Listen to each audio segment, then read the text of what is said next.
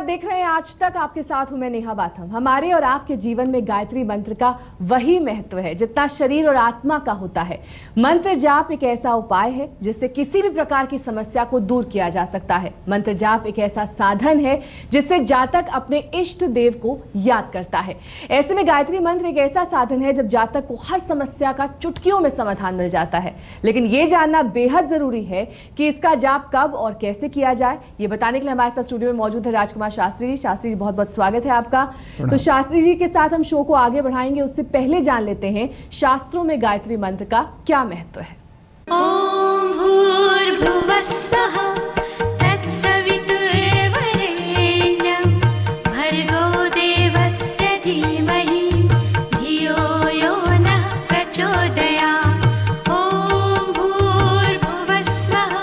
सूर्यदेव की उपासना का सबसे सरल और फलदायी मंत्र, एक ऐसा मंत्र जो सीधे आराध्य तक पहुंचाता है फरियाद और हर समस्या का चुटकियों में मिल जाता है समाधान। ओम भूर्भुवः स्वः तत्सवितुर्वरेण्यं। जी हाँ, हमारे और आपके जीवन में गायत्री मंत्र का वही महत्व है जितना शरीर और आत्मा का। आपके और हमारे जीवन में मंत्र जाप एक ऐसा उपाय है जिससे किसी भी प्रकार की समस्या को दूर किया जा सकता है। मंत्र जाप एक ऐसा साधन जिससे जातक अपने इष्ट देव को याद करता है, उनकी आराधना करता है। ऐसा ही एक है गायत्री मंत्र, जिसे शास्त्रों में सबसे दिव्य और चमत्कारी मंत्र माना गया है। कहते हैं इसके जप से जातक को बहुत ही जल्द फल प्राप्त हो जाता है। भर्गो देवस्य धीमहि धियो यो नः प्रचोदयात्। ओम भूर्भुवः स्वः तत्सवितुर्वरेण्यं। गायत्री मंत्र को साक्षात सूर्यदेव की उपासना के लिए सबसे सरल और फलदायी मंत्र माना गया है। इसके साथ सांसारिक एवं भौतिक सुख सुविधाएं, धन प्राप्त करने की इच्छा के लिए भी इसका जप किया जाता है। इसके लिए बहुत जरूरी है कि गायत्री मंत्र जप करने का सही समय और उसकी सही विधि का ज्ञान हर व्यक्ति को हो।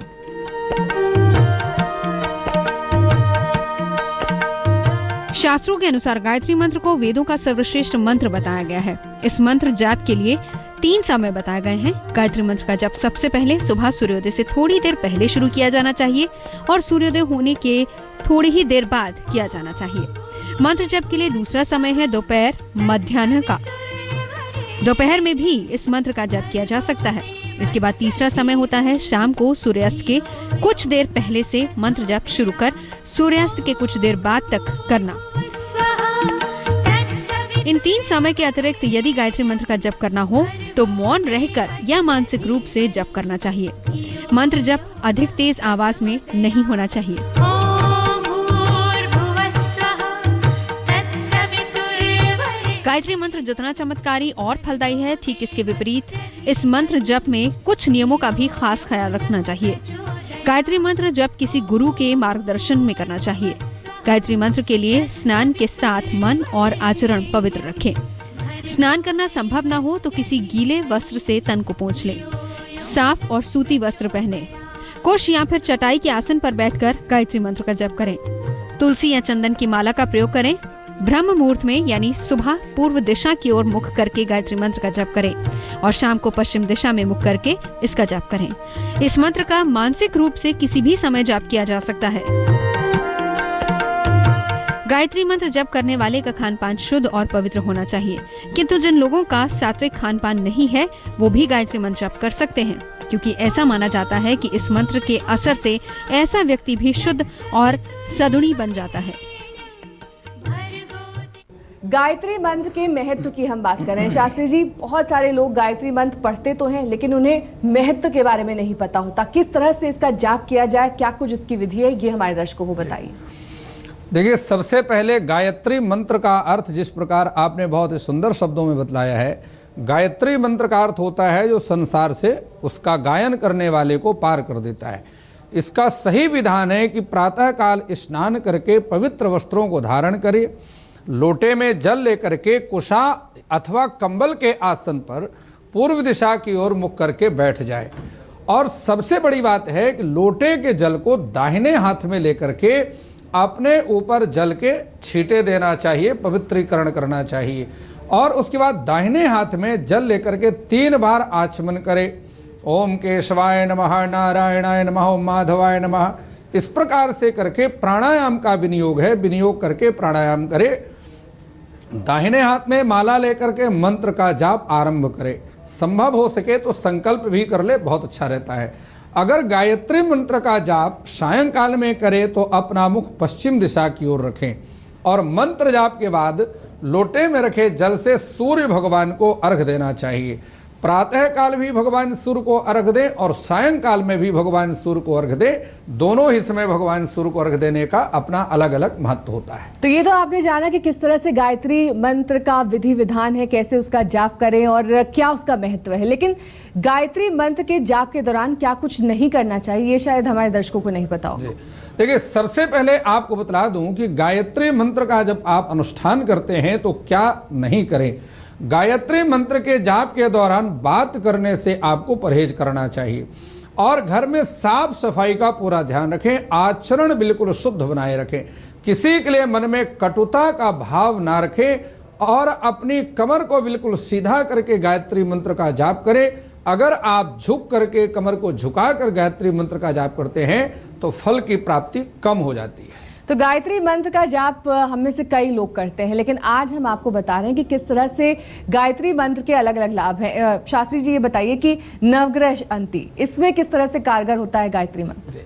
देखिए, जहां नवग्रह शांति की हम बात करते हैं तो प्रातः काल उठ करके गायत्री माता के चित्र को घर के मंदिर में स्थापित करें और माता के मुख पश्चिम व स्वयं का मुख पूर्व दिशा की ओर रखें। आमने सामने, साधक और साध्य दोनों आमने सामने होना चाहिए। माता के सामने 9 चावल 9 सुपारी रखें और पीली हल्दी, कुमकुम, चावल, इत्र, पुष्प ये सारी वस्तुओं को अर्पण करके और यथाशक्ति यथा सामर्थ्य नैवेद्य भगवती को अर्पण करना चाहिए, गायत्री को अर्पण करना चाहिए। फलों का भोग लगाना बेहद लाभकारी होता है और इसके साथ ही धूप, दीप, कर्पूर आदि जला करके भगवती गायत्री की आरती करना चाहिए।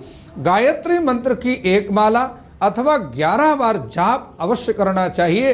लोटे के जल को जाप के बाद तर्पण करें और उसका जो मंत्र है उस मंत्र को आप समझें। ओम दिवाकराय नमः, ओम सूर्याय नमः, ओम भास्कराय नमः बोलते हुए ये भगवान का जो है गायत्री का तर्पण करना चाहिए।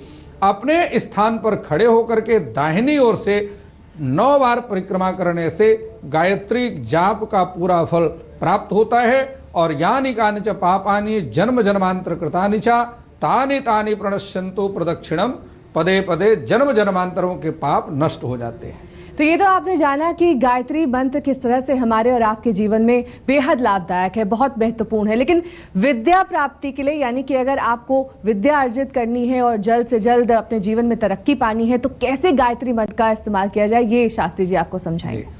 देखिए, जहां विद्या प्राप्ति की बात करते हैं तो विद्यार्थी हो या अन्य, क्योंकि जीवन भर मनुष्य को विद्या संग्रह करते रहना चाहिए। 5 मुख या 10 भुजाओं वाली हंस पर आरूढ़ भगवती गायत्री की आराधना करनी चाहिए। चौकी पर पीले रंग का वस्त्र बिछा करके भगवती गायत्री की स्थापना करें। जनेऊ पर पीली हल्दी या पीले चंदन का तिलक धारण करें और इसके बाद थाली में दूर्वा और सुपारी, पीले पुष्पों की माला, पीले रंग का वस्त्र, पीले रंग की मिठाई, ये सारी वस्तुओं को संग्रह करके माँ की प्रतिमा के सामने उत्तर दिशा की ओर मुख करके 3 बार आचमन करें।